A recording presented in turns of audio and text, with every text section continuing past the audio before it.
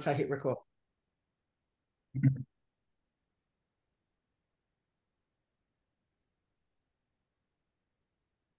Good evening, everyone. Can you all hear me? Welcome to our Toastmasters member mentoring and new member orientation session. Because it's an online meeting, I have the benefit of the slides running there, and I don't have to talk through that. You can read it. The first one on the slide is the Toastmaster Club mission. We all embrace this. This is the main reason why we are here today doing what we are doing. And the next slide shows the Toastmaster core values that we all embrace. Then the online meeting etiquette. We all have gone through that during the COVID times. Mute when you're not speaking. And I'll leave that for you to read through the slide.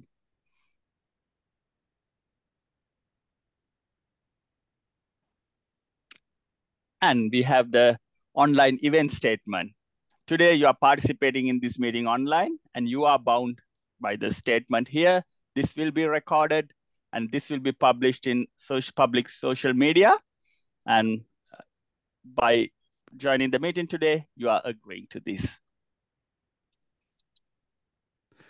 Thank you very much. Without wasting any time, I'll hand over to Philip to take the proceedings forward.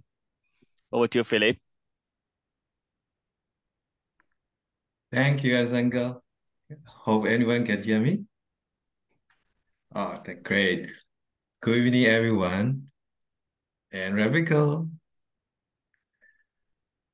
Today is such a wonderful evening. Today topic is about speech contest. So I'll call it as uncertainty to opportunity. For new member like me, it is uncertain about the contest and how they proceed. It is opportunity for us to know more about them. And for most of us, we still not sure how to win in contest. All our strategy, our tip and trick, or our formula are yet to work out. It is opportunity for us to learn from winning contestants. And I would like to remind all our class members not to forget why we join this very club. If we want to swim, we need to take out our clothes, win the swimsuit, win the swimming gear, go into the water. Of course, with swimming instructor as first. If we want to be good at public speaking, of course, we need to put down our carry monkey. If you don't know, Grace is specialized in it. And wear our suit of confidence and courage. And go onto the stage, of course, with the support and guidance from the team. Win or lose, we will gain valuable experience, knowledge, just by participating in whatever capacity we can. I hope all of us have good motivation to participate. Okay, without further ado, let's go to the speaker. And our first speaker is Kaylin Ledger. She's doing her presentation, pathway present project, presentation mastery, level 1, writing speak with the purpose. 5 to 7 minutes. Speech contests are an important part of the Toastmaster education program. Tonight, Kaylin Ledger will provide us with an overview of upcoming class contests, including how we can involve. Her evaluator, Manis Verity, will provide a written and verbal evaluation based on presentation mastery level 1, writing with a speech with purpose. Please welcome Kaylin Ledger, class contest, Kaylin Ledger. Thank you, Philip. Speech contest. This is from the speech contest rule book, and this is why we're doing this tonight. I want to educate you about the contest so that you can put your hand up to join the contest coming up, whether it's as a contestant or as an official. And I really like this statement. So this statement tells us why it's important that we have speech contests in Toastmasters and the gaining experience. We get comfortable in our normal club setting, giving speeches. It definitely raises your heart rate when you add the word contest in front of doing a speech.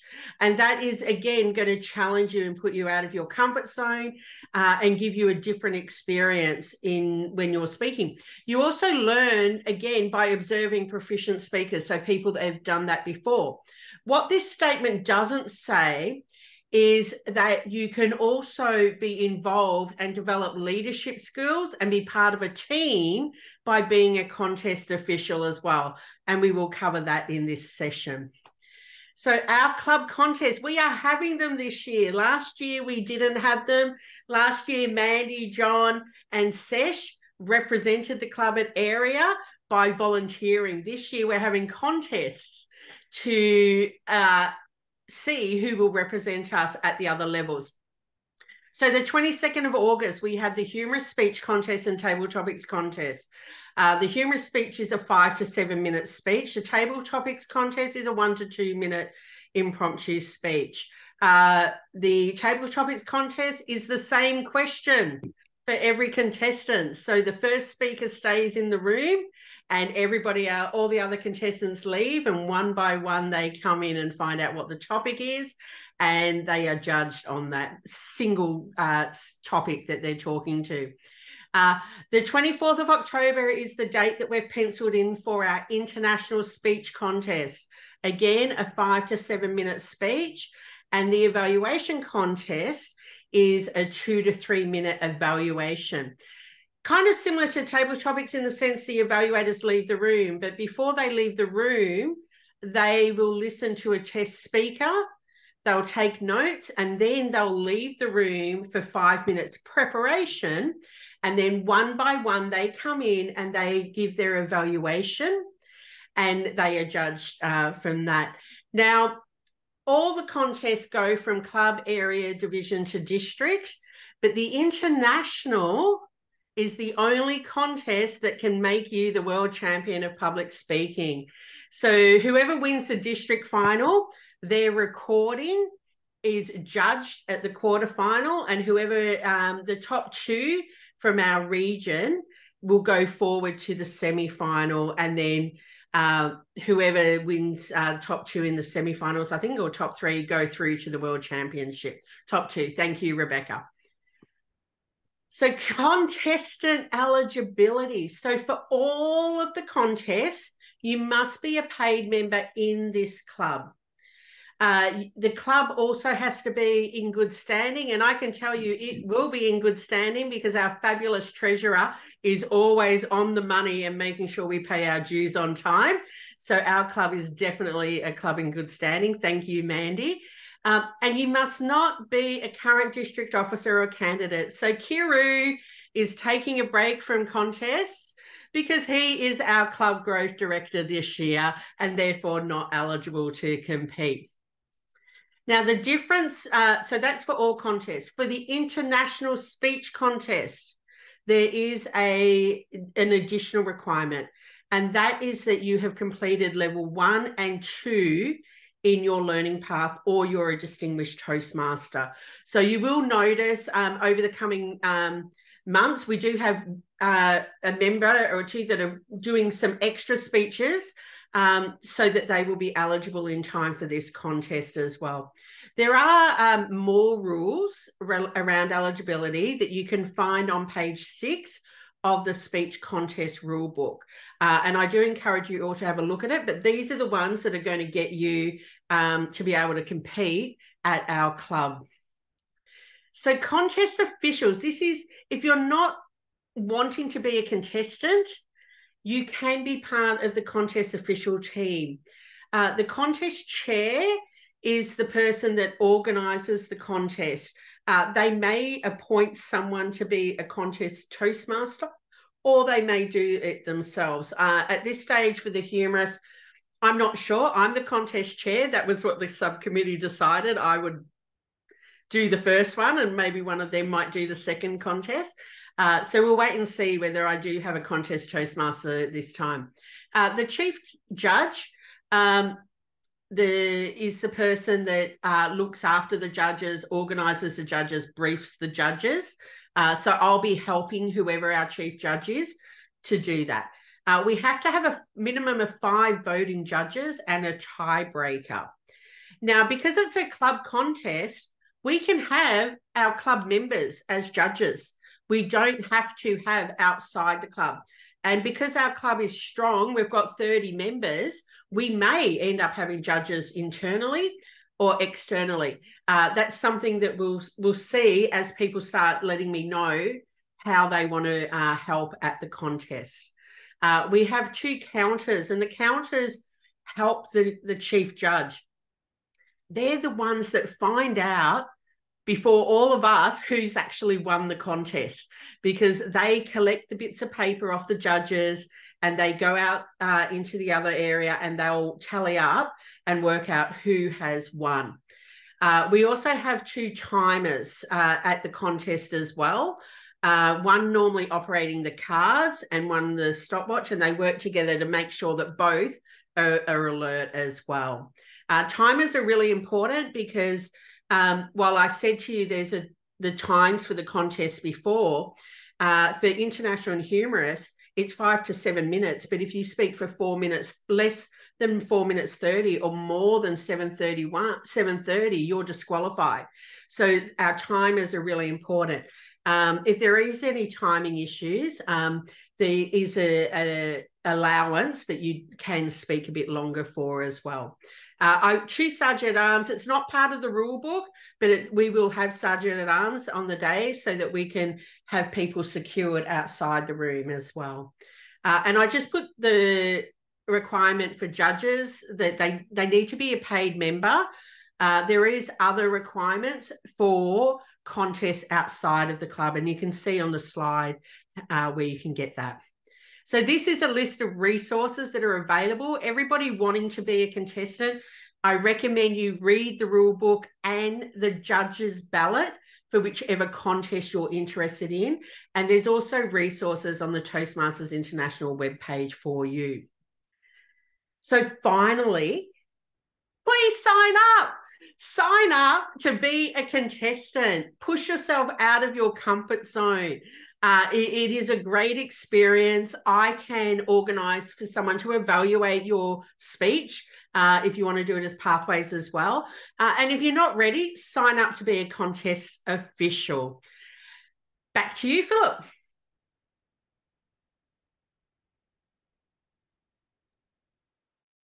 Thank you, Karen, for such a wonderful talk. Round applause to you, Karen. And so much we can learn from you.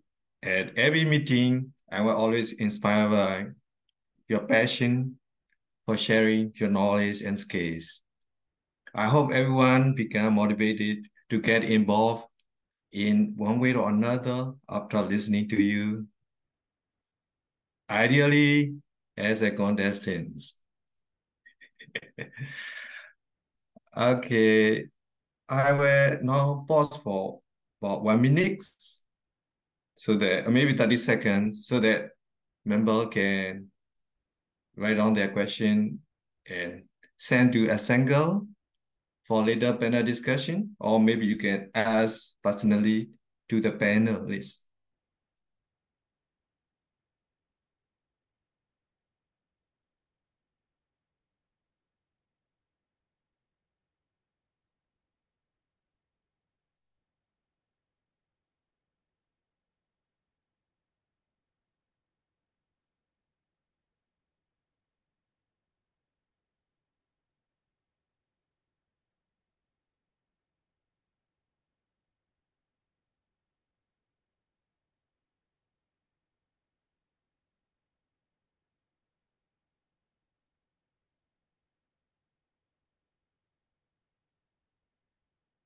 Okay. Let's move on with our speech. The second speaker, our next speaker is Sir Pierce. He's doing his Pathway Presentation Mastery Level 5 Analytics lesson learned 5 to 7 minutes. So tips for Sir's Toastmaster Bawit participated in international speaking competition and won area level second place and division third place. In his speech, Sir would share the knowledge and learning to help fellow members to participate in speech competition. His evaluator, Kiru, will provide written and verbal evaluation based on the level 5 lessons learned project. Please welcome Sir VS. Tips for international speed. Tips for international speed by Sir VS. Thanks, Toastmaster. Good evening, everyone. Today, I'm presenting a speech of tips for international speech.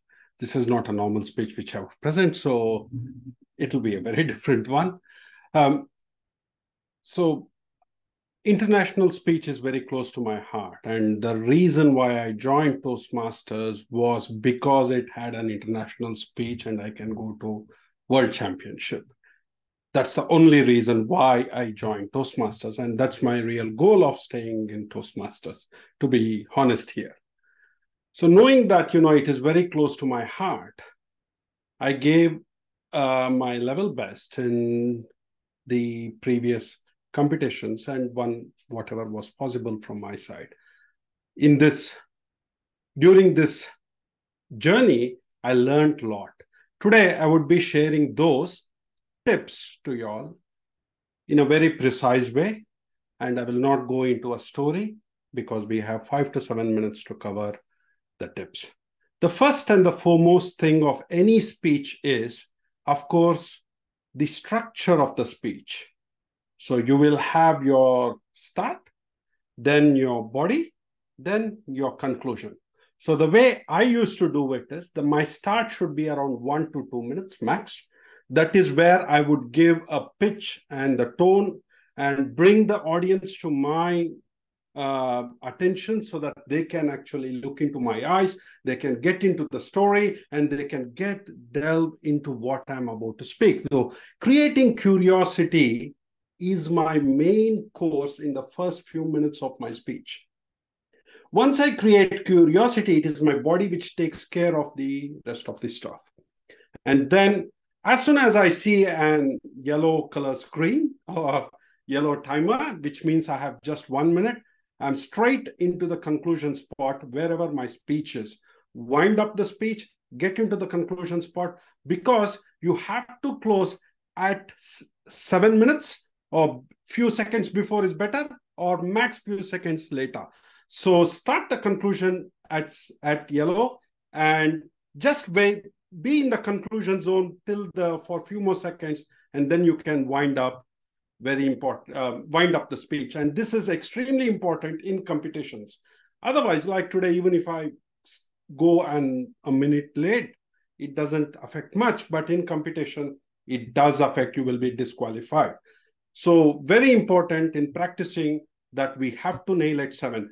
The easiest way to nail at 7 is start your conclusion when you have the yellow screen in front of you, and watch that yellow screen quite regularly through your hindsight. That's the first thing which I practiced and I learned. The second, after the structure and the timing, the very important thing is the content, body language, and tone. What I realized is in the other part of the world where I come from, body language carries 55%, tonality carries 37 or 38%, whereas content carries 7% of weightage. However, in Toastmasters, if you go to the Toastmasters checklist, content has more value. Therefore, that formula actually backfired me. Even though my content was good, but I was very much on body language, tonality, and all that stuff. Here, we need to get the content much higher. So that was my biggest learning in the halfway of my journey. Now, another very important thing is to look into your audience and have an eye contact. I have a tendency towards looking towards my right side of my audience a lot, rather than my left side. Luckily, someone pointed out that you miss out on the left side a lot because I'm a right-handed guy. So I had to shift myself towards left and purposefully pick someone and talk to them. The easiest way to have eyesight with other people is to pick your people amongst the crowd in the first few minutes. Now I'll just wind up what I'm trying to tell. In the first minute, when you're creating curiosity, your eyes will be all over the place and looking for 3 or 4 people across the group who are very curious on your topic. Now you pick those 4 people across the place, and in the rest of the meeting, you actually are talking to them, but the audience think that you are actually having an eye contact with them. That's how you project that you are actually having an eye contact. But what actually I'm doing is I have picked some 4, 5, 6 people around, and I'm talking to them one after another purposefully. And I'm pointing to them and I'm talking to them with my eye contact. Very important. This is eye contact. The tonality. Since I come from Asian background, what I realized in the recent Toastmasters is, even though my accent has changed to an Aussie accent to a large extent, I have some words with Asian dialect. Therefore, if I speak very fast, even though it is very easy for Asian people to understand, it might be hard for someone to understand my Asian dialect. So this was a hard learning for me, which I learned just 3 or 4 weeks ago. So if you have a different dialect, make sure that you get there. And one of the important thing, the best way to attract audience is audience are there for a reason. You can't just tell a story and give anything, but you need to give them something to take away there. So what is the gift what you would give them? What is that, they would remember about you, about your speech, even after they're leaving the room? That's the first answer what you would need to write.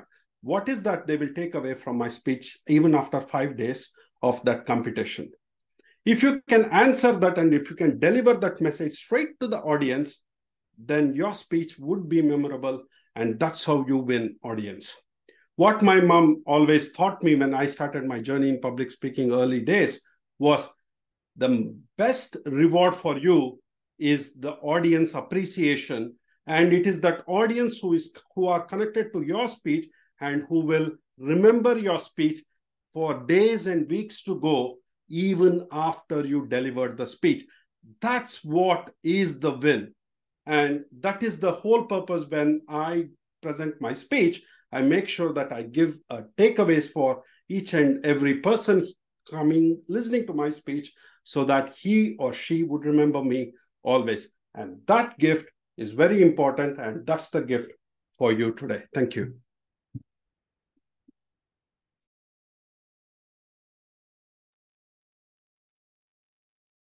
Round brought such a wonderful talk, such inspiring. Thank you. Thank you very much for your sharing your winning tips, your strategy, tip and tricks and method to attract, to give a winning speech. It is such an inspiring journey that you have taken. Your contribution to the club is recognized, and you are a rising star of our class. I hope some of us will take your footsteps and take part in the contest. Okay, so now I will stop 30 minutes for a question for member.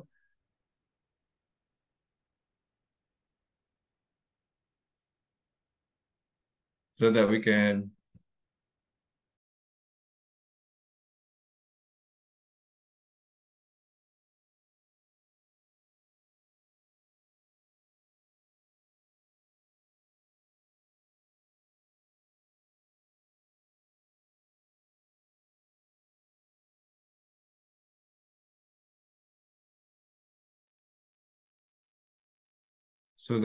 later discuss with the panel during discussion. Okay, now without further ado, I will go to the next speaker. Our next speaker is doing the Pathway Athletics Coaching Level 3 Athletics. Know your sense of humor, 5 to 7 minutes. Be humorous. Rebecca joined Toastmasters in 1997 and completed the Division Humorous Speech Contest later that year. Her ambition is to win District Humorous Speech Contest final one day. Using humor is a great way to keep the attention of the audience. If your audience is enjoying your speech, they are listening to your speech. Please welcome Rebecca Plush. Be humorous, Rebecca Plush. Thank you very much, Mr. Toastmaster. Now, one of the things about a humorous speech contest is try to get a laugh in the first 30 seconds. So if you could just oblige me by giving me a laugh, that'd be great. All right, that was a terrible example of a way to be humorous right in the first second. There's a few hints and tips about humor. And look, I remember years ago, a certain Kayleen was talking to me and saying, I'm not funny. I don't know how to be funny in a speech. And I said to her, well, do you have any stories to tell? And she said, oh, but they're all boring. I know them so well. I responded, they're boring to you because you know what they are, but nobody else does, or something to that effect. So think about it. Everybody has a story in their head. It could be a real story, but don't let the truth get in the way of a good story. Nobody but you knows what the truth is. So if you need to change a detail or make something up, just do it. There's nothing wrong with that. All right. So the key thing about a humorous speech is to be likable. Yes, you've got to be funny, but you need to be likable. If you're likable, the audience is more likely to like you and talk and laugh and enjoy your humor and your speech. Using the same word 3 times in a sentence like I just did is another good way of being a bit funny, or at least trying. But think about it. Think about what is funny in your life. Perhaps when you were a child, you did something really stupid that ended up with you covered in red paint. Perhaps you have just bought a kitten or a puppy and they are busily chewing through the Zoom cord, so you lost connection in the middle of a meeting. Perhaps you were addicted to learning music, and so you'd sneak past your parents' bedroom to go practice at 4 o'clock in the morning. Now, I recently did a workshop where I live in Canberra, where we actually had these 3 examples from people in the audience. So I just stole them and used them here. What we did is we got everyone to just, a few people to get up and give a 30-second snippet of their story.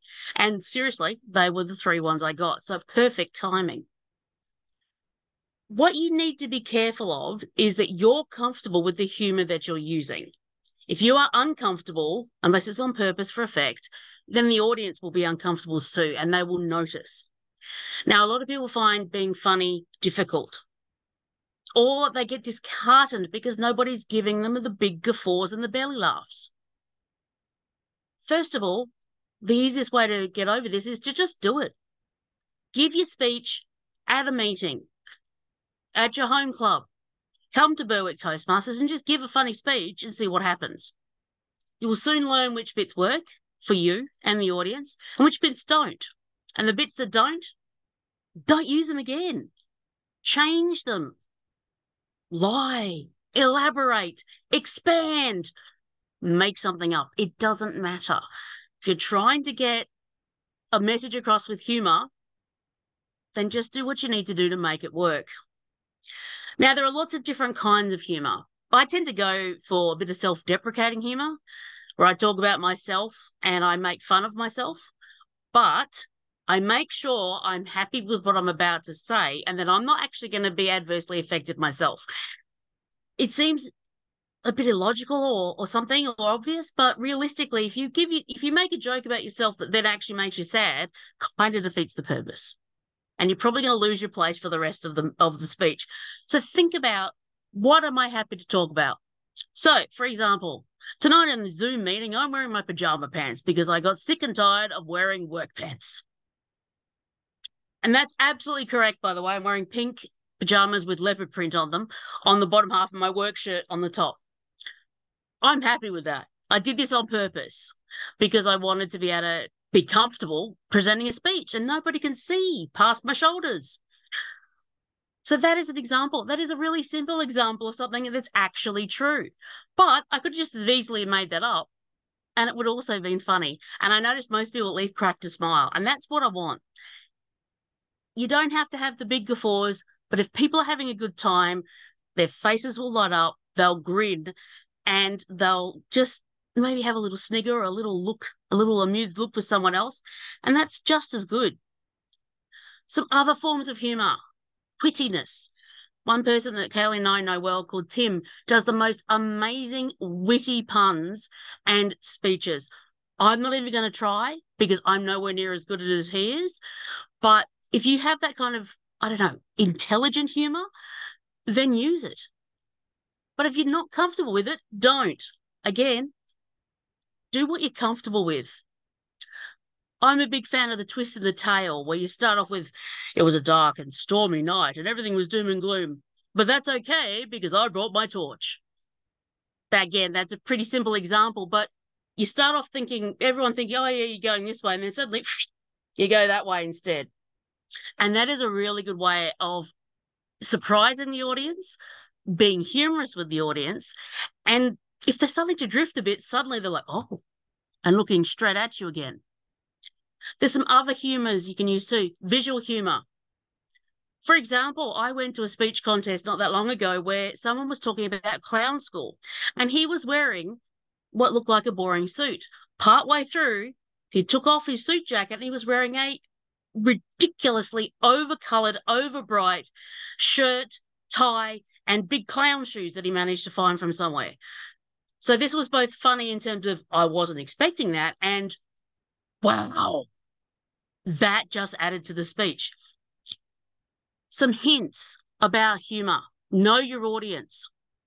People's sense of humour is different. You're probably quite comfortable with your club members, but remember, if you go to area or division and it doesn't quite come off as well, that happens. Doesn't mean you haven't done a bad job, just means that different people have different sets of humour. I know I've attended a club in America when I was over there visiting 1 year, and their sense of humour is quite different to what I call the Aussie sense of humour. That's okay. Just make sure that you adapt. And the more comfortable you are with giving a humorous speech, the better you are able to adapt while you're actually giving the speech. You can see audience reactions and go, that works, that did not, let me recast that speech. The other things to think about are everything contributes to a humorous speech. Same with the international speech, same with table topics, same with evaluation. If you are getting up to do a serious speech, you wouldn't wear a clown suit. If you're getting up to do a humorous speech, you want to be looking the part as well. But you've got to be comfortable. Comfort is so important. So what you need to do is think, okay, I'm going to give a humorous speech about my pet dog. I'm going to wear an outfit which is covered with dog hair to make a point, perhaps. I'm going to bring the leash. I'm going to show a picture. As long as it doesn't distract, these are all good options. But you wouldn't wear a suit covered with dog hair if you're going to talk about clown school, the way you Canberra drivers, oh my God, they're terrible, and things like that. So your appearance is the first thing that people will notice. The second thing is how you present. So you can get closer to the camera for effect, or the audience, or pull all the way back. You can smile. You can frown, and you can talk really fast or very slowly. And these are all ways of building a little bit of suspense before you hit them with the joke. There are so many other things I could talk about. I love humorous speaking, and one day I will get to the district final. I keep just missing out. So, Berwick Toastmaster friends, the key takeaway I want you to have for this is enjoy your speech. You find it funny and you're enjoying yourself. The audience will find it funny and they'll be enjoying themselves. And then that's a success whether you win or lose a contest. Mr. Toastmaster.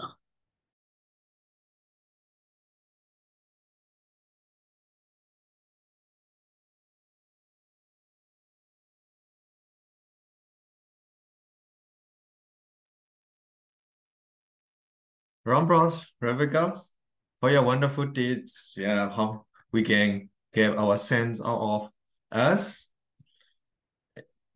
And we really appreciate you came forward and share your knowledge here at our boat clubs. No doubt it is our humor catch attention, our audience attention. Okay, now finally, okay, we'll wait 30 seconds for the question to discuss during panel discussion. And I'll be back in a minute while that happens.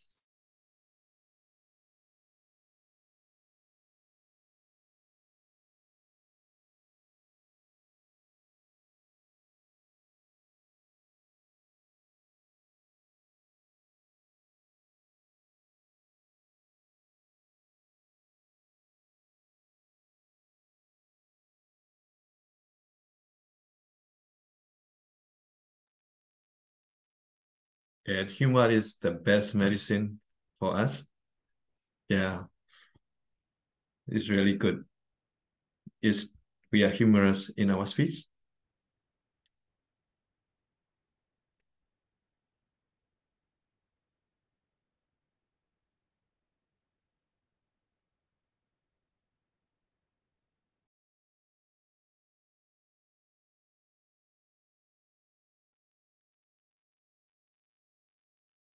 Okay.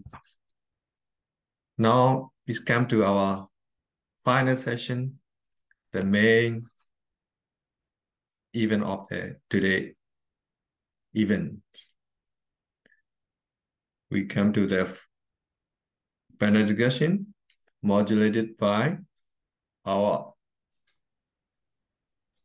Sajana Ans, Asinga Raja Karuna. Thanks, Philip. Oh, okay. Three fantastic speeches, and we are privileged to have this information, starting with what a contest is and what are the rules, what are the other roles associated with the contest, as well as the tips for the international speech from Sesh, and also how to be humorous from Rebecca. Let me start with some questions, and the way that I'm planning to moderate this or handle this session is initially I will ask some questions. I will go in round robin, and some questions I will direct at multiple participants. And if you have questions while the panel discussion is going on, feel free to message me via chat. And towards the end, I'll see whether we have some time to open up for the audience to direct any questions to the panelist. I'll start with Kaylin.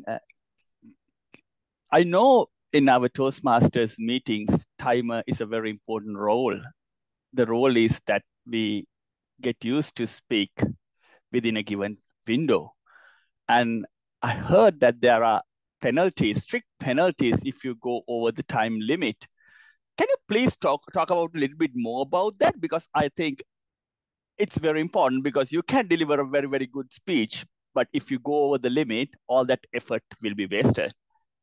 Absolutely. And it is 1 second and you're gone for the contest. So the humorous and the international are both 5 to 7 minute speeches. But if you speak less than 4 minutes 30, so 4:29, or more than 7:30, so 7:31, you're disqualified and you don't get any signal. So the timing in a contest, for those two contests, the green light comes on at 5 minutes, stays on for a minute, then you get the yellow for 5 minutes, then at a yellow for another minute, then at 7, the red is shown and it stays on. So you get no indication as to whether you're going over or under. Now, table topics is 1 to 2 minutes. If you speak less than 1 minute or more than 2 minutes 30, same happens. You're disqualified for that. For the evaluation contest, it's 2 to 3 minutes. And I believe I'm glad Rebecca's here. She's my brains trust. Less than 1 minute 30 or more than 3:30, you're disqualified. So it is really important that you stick to the times and the timing lights. If there is a malfunction, if there's a mistake, you do get time added onto it. And being a timer is really important. When I won division in the evaluation contest, they mucked up my timing. They timed me for table topics, yet I was doing the evaluation contest. So I saw no lights and then I saw red and I'm like, what's going on here? And I quickly wrapped up and it changed back to yellow and then, I missed that. So it is really important to be aware of the timing. Thanks, Kelly. It's not a very good experience for a speaker if your time doesn't go right. True. Yeah. True. Kelly, I'll ask another question from you on the same topic. On top of the overrunning the time, are there any other ways that a contestant can be disqualified in these competitions? Yeah. So one of the rules is about 25% originality. So if you have more than 25% of your speech that is not your own material, and a contestant or a judge raises that with the chief judge or the contest chair, you may be disqualified. The judges would then be taken out of the room. They would then talk about it. They would invite the speaker out to get their point of view, and then all the voting judges will vote either to disqualify or not. You can be disqualified on eligibility if you haven't met the requirements. And it doesn't matter if you get through club and area and then later on you're found out to be disqualified. As soon as you're found out, you're out. Even if later you've met the requirement, it doesn't matter. You need to be eligible at each point. The other one that came in last year or the year before is you're not allowed to reference another speaker's speech or another speaker, whereas in the past you used to be able to do that as well. Did I miss any, Rebecca? No? No, that's all of them. And yeah, that last one is particularly interesting because one of our friends always used to do that. Yeah. And now he can't and he doesn't quite know what to do. Oh, and I was the contest chair when Kayleen won the district evaluation final. So I knew that she'd won a good few minutes before I could announce it, and that was torture. Thank you, Kayleen and Rebecca. And Kayleen, congratulations. I didn't know that you are a district evaluation champion. Yeah. Fantastic. My next question is for Sesh. So start with fantastic speech on the tips for international speech session. Also, it's nice to know your aspirations and why you joined the Toastmasters. And international speeches are something that I listen and I watch on YouTube as well. Fantastic learning source. What I picked up from your speech is you spoke about the start and you mentioned when the yellow light is on, that's the time that we have to start wrapping up. Something I personally struggle is when I start talking, I got about 10 points, I start delivering them. Then if yellow light comes up when I'm in 5th point, I might not have delivered my important points. So when you sort out your points? Let's say you have 5 points. Do you sort them in terms of the importance? So you deliver the important ones first. So even if you have to wrap up suddenly, you have delivered the main contents. Is that how you deliver? Thanks, Asanga, for the appreciation. So to answer the question, I do it a bit differently. So I have some punch points which I have to deliver. Like in the speeches last time I ran, it was quitting is not the failure. That was my punchline. And I used that punchline from start to end. That was there 3 or 4 times coming in the speech. So it doesn't matter even amongst the 7 points if I miss out something. Even though we understand that the last few points might be the best points, the audience don't know. So even if you finish with first 5, and if you think that you didn't deliver the next few, it's okay because audience doesn't know your speech. You haven't given them the handout. So the way I have prepared for Toastmasters now, or what I have in mind is, when you have the green light is switched on at 5. When you have the green light, you should now know that you have to deliver all the punchlines in next 1 minute and go to conclusion. So as soon as you see the green, you would now move to your punchlines because you are moving towards conclusion. Last 5 to 6 minutes is punchlines, getting audience, preparing for the conclusion. And as soon as the yellow starts, we are in conclusion and we will deliver the conclusion to them and give them what they want. And if you want them to take action, let them take action on that spot before 7. And as soon as the 7 minutes come, you would give the last final liner and end it. Whatever the case is, you are at least not disqualified. That's the best way I would actually prepare for all my speeches, especially for Toastmasters. 5, give the punchlines. 6, start the conclusion. 7, end there. Fantastic. Thanks, Sesh. That way we know that we delivered the meat of the speech, even if we run out of time. Yeah. Thank you. And Rebecca, what a fantastic speech on humorous. Similar to your reference to Kaylin, I always think I'm not a humorous or funny person. I still think I'm not. So it's a challenge for me to trial out and see, take the inside funny man on me out. So that's something that I have to do. Rebecca, I know that you touched on this topic, the question topic, a couple of times in your speech. I would like you to highlight on that.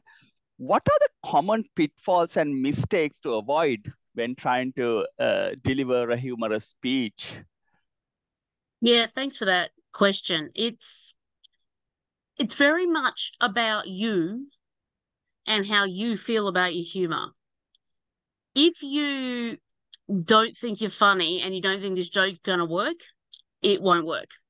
So what you need to do, and this is why I just say, just get up and do it, right? Just give a speech or talk with your mentor or another trusted member and give the 30-second, this is my little story I want to talk about. And very quickly you'll work out if there's any humor in that you're happy to share. Because if you're not comfortable talking to yourself or to someone else about it, you're not going to be comfortable on stage. The other thing, of course, to remember is don't just give a series of one-liners. That's called stand-up comedy, and it's not called a humorous speech. Because it's got to have a theme. It's got to be all about something. Even though it's not the international speech, a lot of the same things apply. You've got to have a good content. You've got to have a purpose. Not just, you need to entertain, but you also want to make sure there's a reason, something you want to talk about.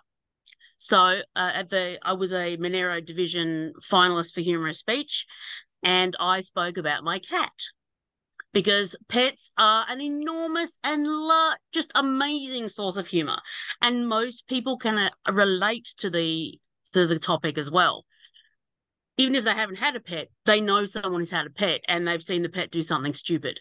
So there's always that kind of thing. So the main thing is to be comfortable with the humor you're giving, to make sure it's not just a series of one-liners, and also to be relatable so people can understand what you're talking about, even if they haven't experienced it. Too many people try to be too clever with their humor and it doesn't come off well. So they're my big tips. Be comfortable, be relatable, be likable, and not one-liners. The odd one-liner is fine, but in the speech. Fantastic. Thanks, Rebecca. I'll ask another somewhat tricky question on that.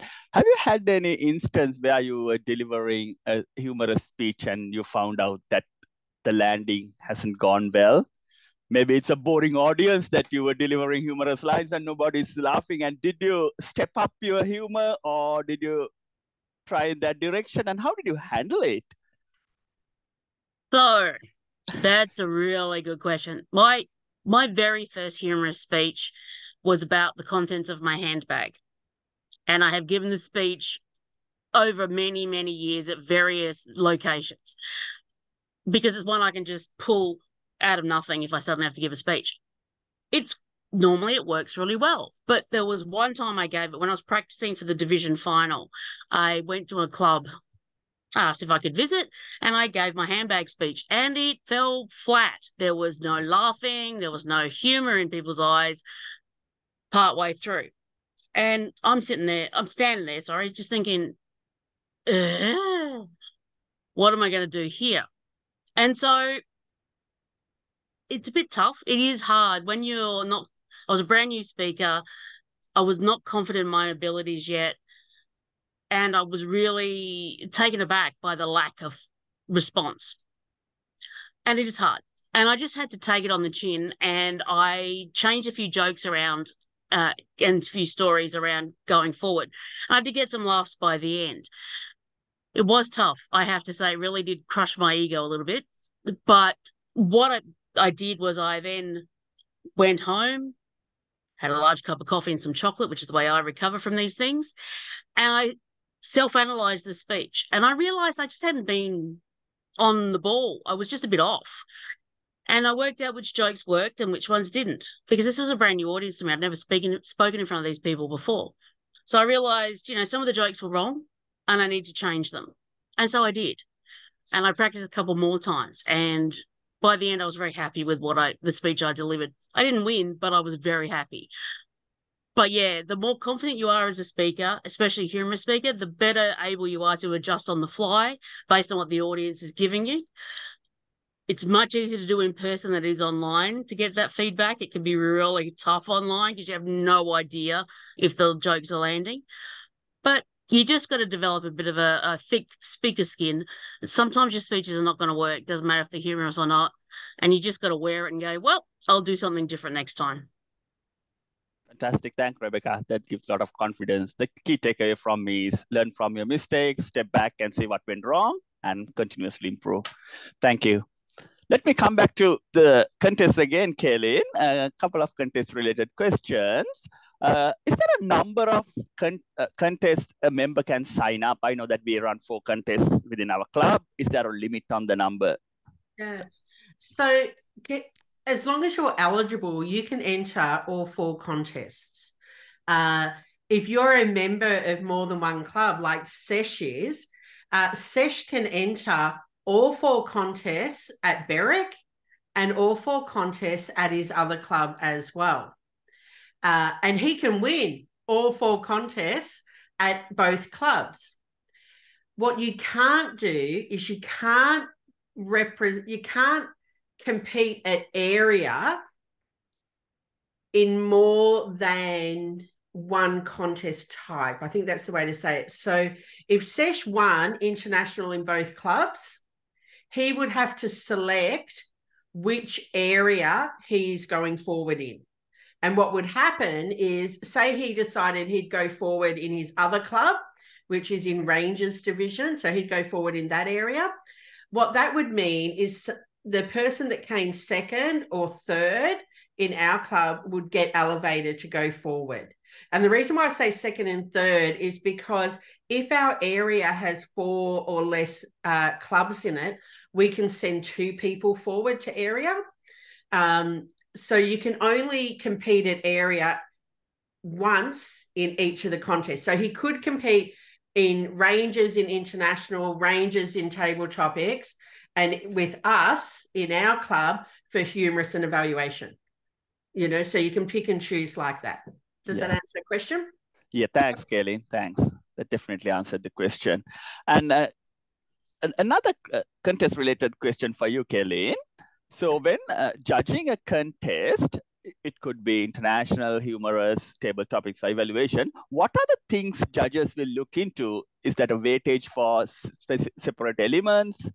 Yeah, so let me just quickly share my screen. I hope this doesn't muck up it might muck up how I had it set. This is the international speech ballot that the judges get. So all the judges are given this ballot form. And it shows, like as Sesh said, content is big. It's 50 points. Delivery, which is your physical voice and manner, is 30, and language is 20. So this is what the judges use to score each contestant. So we write the person's name in, and then we will write a score for each one, and we'll tally it at the bottom. It's got a little description here, but if we scroll down to page 2, and this is why if you're a contestant, you want to read the ballot. You want to know what the judges are looking for when you're preparing. It gives you more information about each of the criteria. So a good judge will have spent time reviewing this, and they'll have a really good understanding of each of the different criteria. Each judge's ballot is different.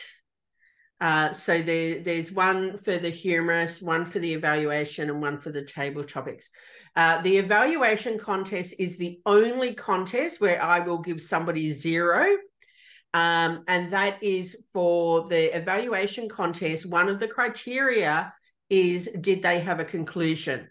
And Rebecca's nodding. My very first area evaluation contest, Rebecca witnessed me do a great evaluation without a conclusion. It's, you know, if you don't have a conclusion, it's 0. You know, for me, that all the others, I never give people 0, because there's always some rating that I can give. So yeah. Cool. Thanks, Kaylin. Thank you so much. Sesh, my next question is for you. In your speech, you highlighted the importance of delivering a message to the audience, something for them to take away. When you are writing a speech for an international speech, do you pick up the message first, or do you write the speech and then find out what's the message I can give out of this speech? Very good question. It's a combination of both. So I will pick some few stories and a few speeches all together, and then I would see which is the punchy message which I want to deliver. Based on that, you know, I will actually modify the speech, modify the story to fit that message. At the end of the day, what I want is people to take that message. It doesn't matter if my story is half right and half wrong. I make it up to fit that message. And many a times I've done it.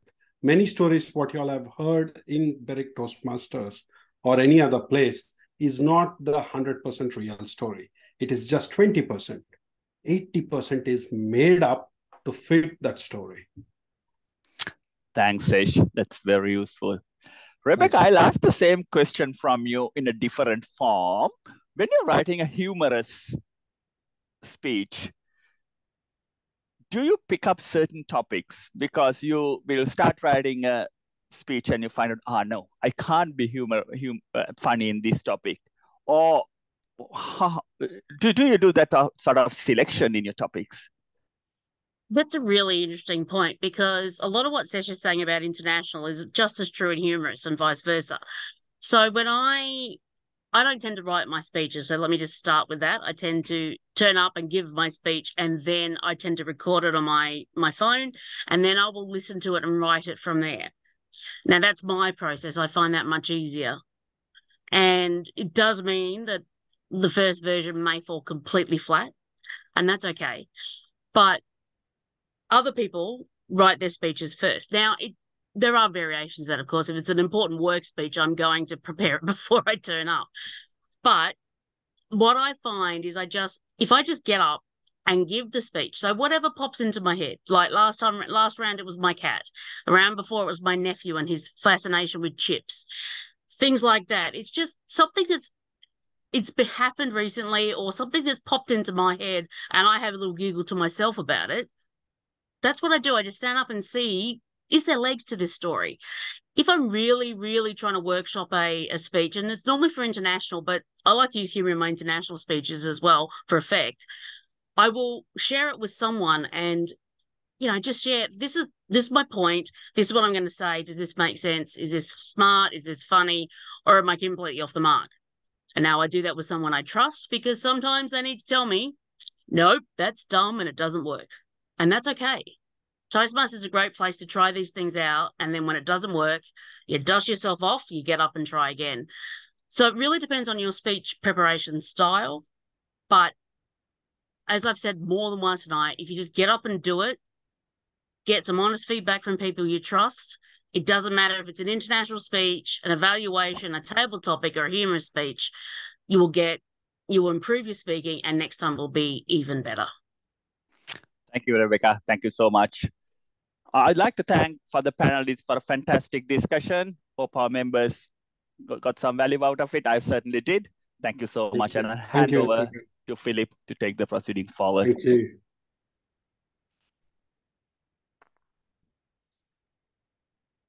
Well done, panel discussion. Well done, Asangal.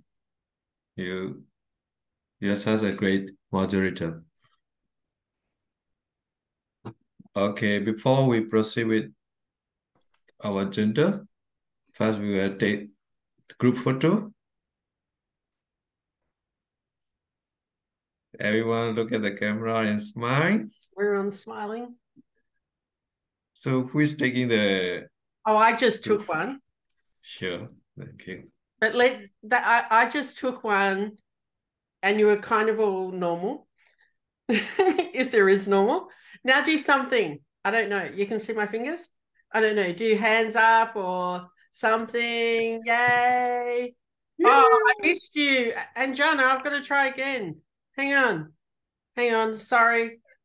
I clicked and then we got Anjana. Okay, we're ready? Everyone? Yay. Done. Thanks. We'll put them in our WhatsApp. And we're going later because I started the meeting later as well. Oh, thanks, Harry. Awesome. Fantastic. Back to you, Philip. Thank you. Thank you, Kevin. Thank you, David.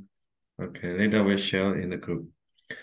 Okay, now it's come to the, after Kevin, our speed and panel discussion, it's come to the evaluation session. So, first, evaluator of the day, Manish Behati. He will be evaluated on Kaylin Legend speech. Welcome, Mahati, Manish Behati. Manish Behati. Thank you so much, Philip. So, yeah, I think this is a tough one for me to evaluate Kaylin. So let me start with the quote, which kind of, I think, personifies the session that we just had from Kaylin. So I'll quote, excellence is never an accident. Okay, it's always a result of high intention, sincere effort, and intelligent execution. So I think this is how I would describe the speech. And Kaylin, the intention, the energy, and the effort that you put into every time is really commendable, and that kind of stood out. The two standouts for me, especially given that this was a speech aimed, or a presentation aimed at a purpose, which was a club contest and sharing details. So I think the first one to me was which is really important for the audience and to engage them, is to start with a why.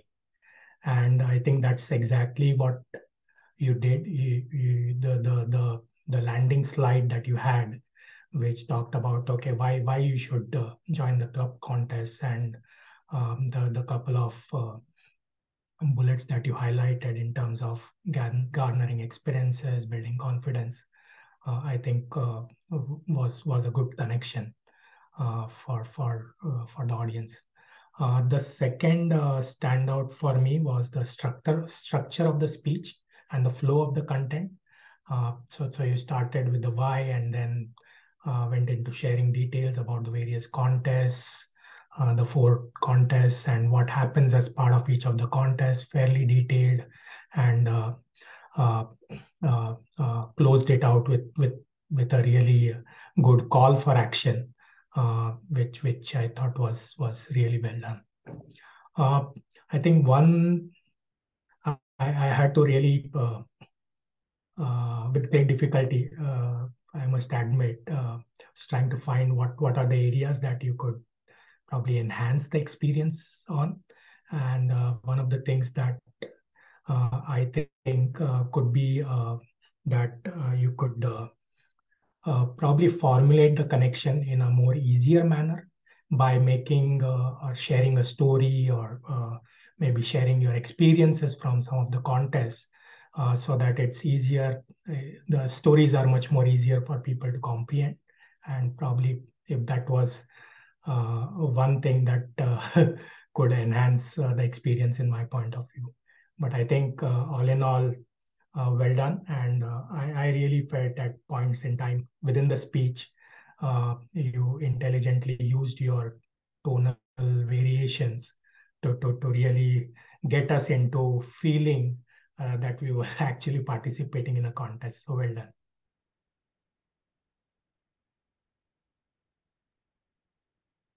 Well done, Manish.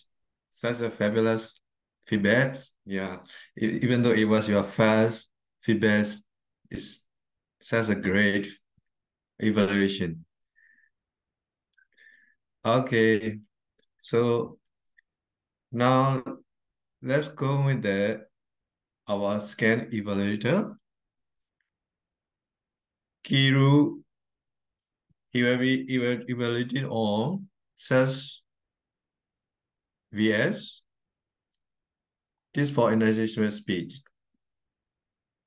Kiru, thank you. Thank you, Toastmaster Philip. I hope everyone can hear me. Checking my mic as well. Thumbs up if you can hear me very, very well, please. Thank you very much. Today, we were listening to Toastmaster Shish speech, which is all about from the project 5 or the level 5, which is called Lessons Learned. Today, we heard a speech from Shish educating us how to attempt an international speech contest, which could also apply for other contests as well. Say, for example, the humorous contest, evaluation contest, the table topics contest. However, the times will change for each of these contests.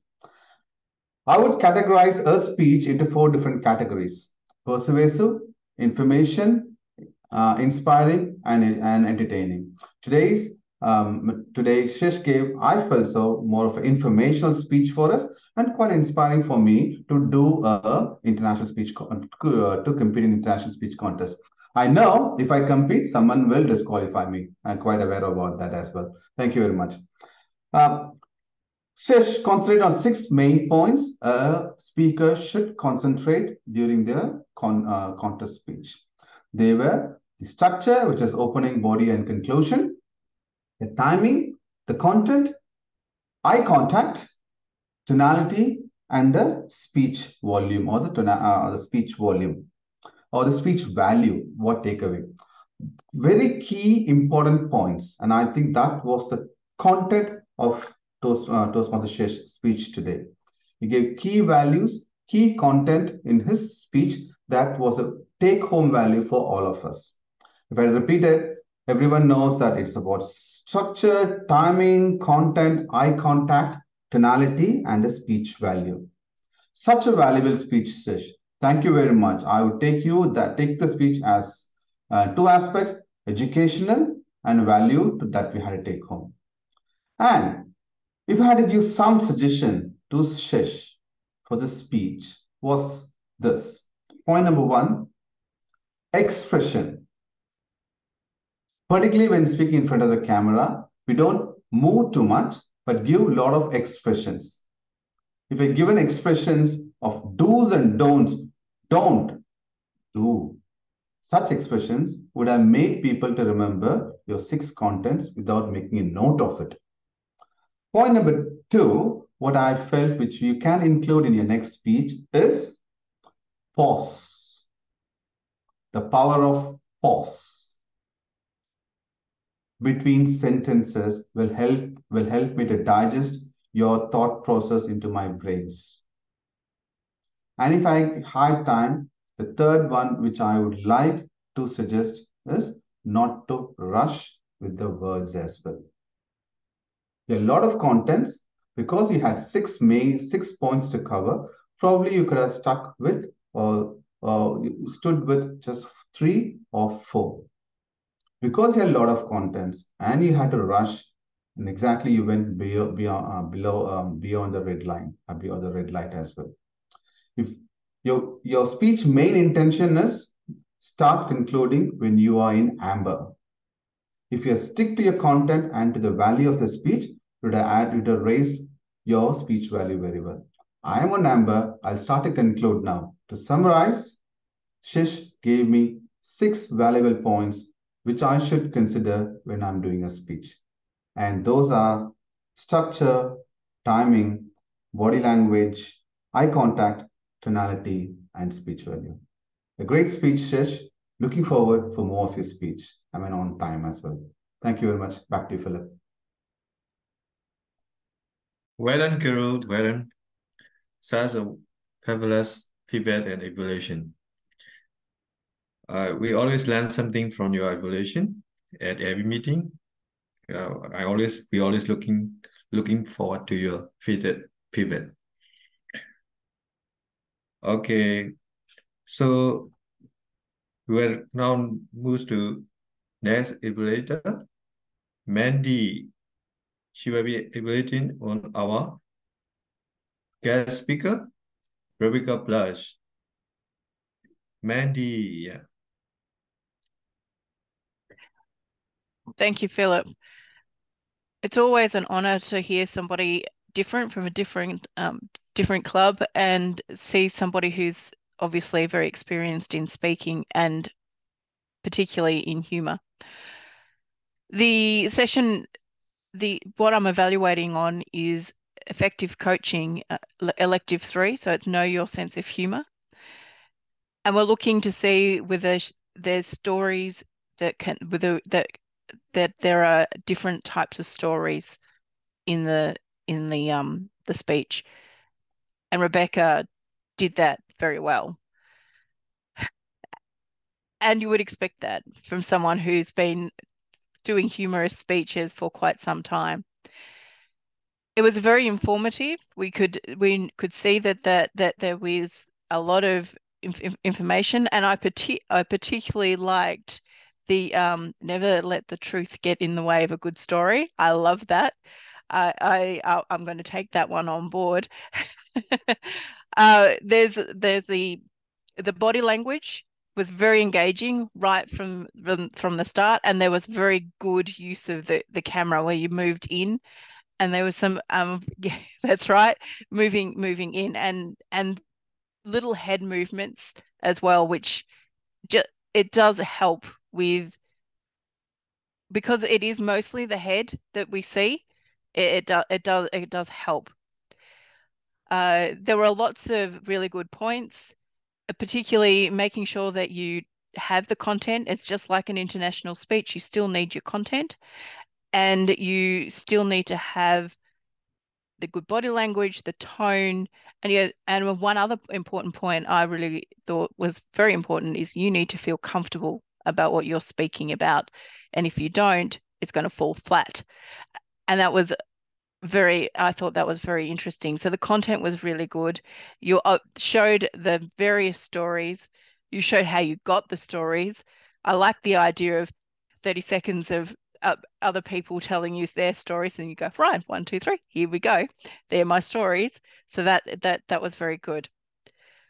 One thing there were a couple of things that I would say for improvement. The first one is I'm fairly sure you went over time, so keep to time. And the second point was your hand movements. I can see that you had probably very good hand movements. Either move the screen back or put your hands up higher, because of the camera, you can't actually see your hand so much and you lose it a little bit. So in conclusion, it was a very good speech. You went through, definitely were able to give stories and anecdotes. We were able to see that the truth shouldn't get away in a good story. Don't do one-liners, and to be comfortable with what you're saying. So thank you very much. It was a pleasure to listen to.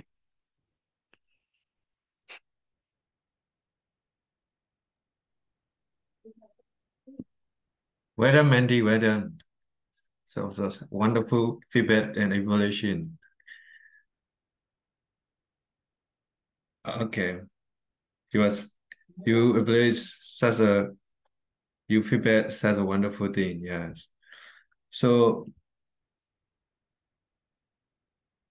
next evaluator will be no other than our club VP Education, Kaylin Ledger.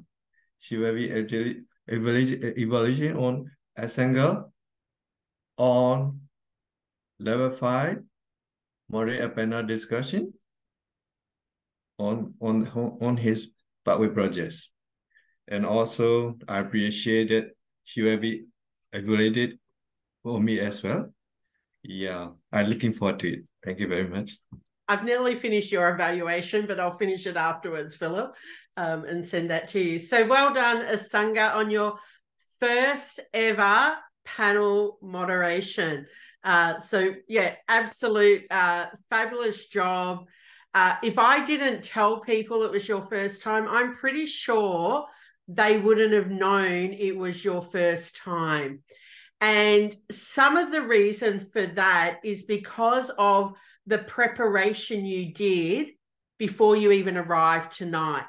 And that included coming up with some possible questions, just in case we didn't get questions from the audience, coming up with a strategy on how to get questions from the audience by having them put the questions in chat and send them to you as well.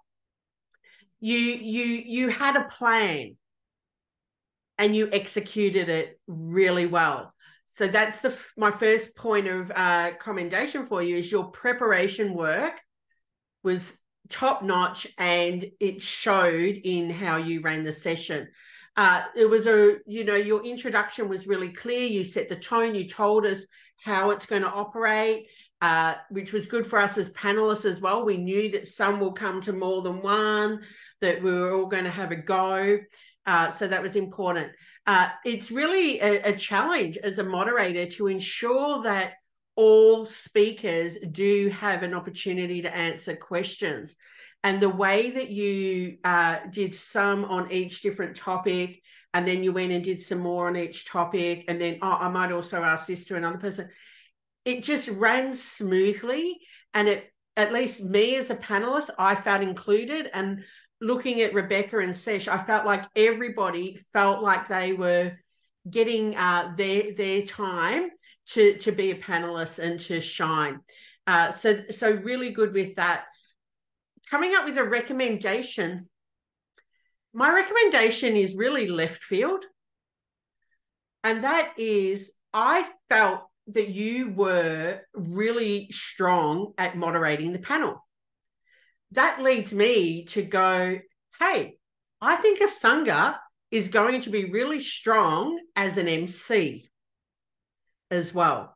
So what you did tonight in trying to facilitate questions and bring us all together and keep everything uplifted and keep it interesting are really good skills for you to be an MC.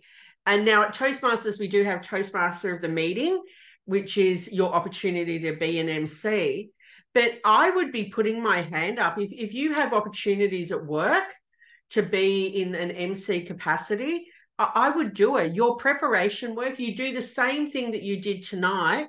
You might tap into some of Rebecca's humorous, obviously appropriate humor for wherever you're working or whoever you're MCing. But the skills you showed could easily translate into taking on MC type of positions, not just in Toastmasters, but beyond Toastmasters. Well-executed project. You put in the work beforehand. You put in the work during the meeting. You gave us all a fair go. There is an opportunity for you to build on this strength that you have and become, like a professional MC if you choose to as well. But well done, Asanga. Back to you, Philip. Well done, Kaylin. I'm always looking forward to your feedback and evaluation, because when we listen to it, we always hear during the talk, the thing that we miss, and then you point out that, oh, it is a point that we're missing. We came to know that really we can learn great things from you. Yeah, thanks for your evaluation and feedback. Okay, in this, I will conclude the meeting, and our next I can do it. Okay, sure. Yeah, so Ulfat's not here. Ulfat is our Toastmaster for next meeting, and our theme is leading at a time of uncertainty. I am looking for somebody that's not on the agenda already to do Harkmaster, and I'm also looking for a general evaluator. So I'm just having a look. I'm going to throw it out there. Whichever one puts their hand up first or unmutes. Ed or Harry, do you want to be Harkmaster? Harkmaster is the question you ask. You think of questions during the meeting and you quiz us. Does that mean Ed, because you've unmuted? Oh boy, I just shot myself in the foot. Yeah, I guess yes, I'll do it. I didn't completely get what the role is, but I'm sure I'll figure it out. We've got a guide for it. Yeah, we've got a guide for it, and you'll get given it at the meeting, and you just listen and write down questions for that. So, Harry, I know it's been 10 years since you've been in Toastmasters, and you just did your orientation a minute ago. Is general evaluation going to push you too far out of your comfort zone? I'd love to do it. You'd love to do it? Mm-hmm. I'll do my best. Hallelujah. I'll try my best. Most probably Perfect. You can evaluate my evaluation after that. Yeah, perfect. That's okay. That's good. I've got some stuff that I can give you. Okay, awesome. That's our next meeting on the 25th of July. It's all done, so Ulfat will be happy with that. This is our the next mentoring session like this will be in August. Currently, I have one speaker, and John is going to talk about communication styles. So I am looking for 2 other speakers and a panel moderator and a Toastmaster. So Philip has done Manage an Online Meeting Tonight project, which is a level 4 project. Asanga has done level 5, moderator panel. Any of you can do those projects because they're level 4 and level 5 electives for you. But yeah, if you're also thinking you want to do one of the educationals, talk to me because I do want to have 2 other speakers talking around educationals. Because John's talking, I will be doing new member orientation next month. All right, back to you, Philip, to close. Okay, such a wonderful night to hear from the speaker and panel discussion. how we can get involved in our class content. Yeah, hopefully we'll get more people to involve in class content.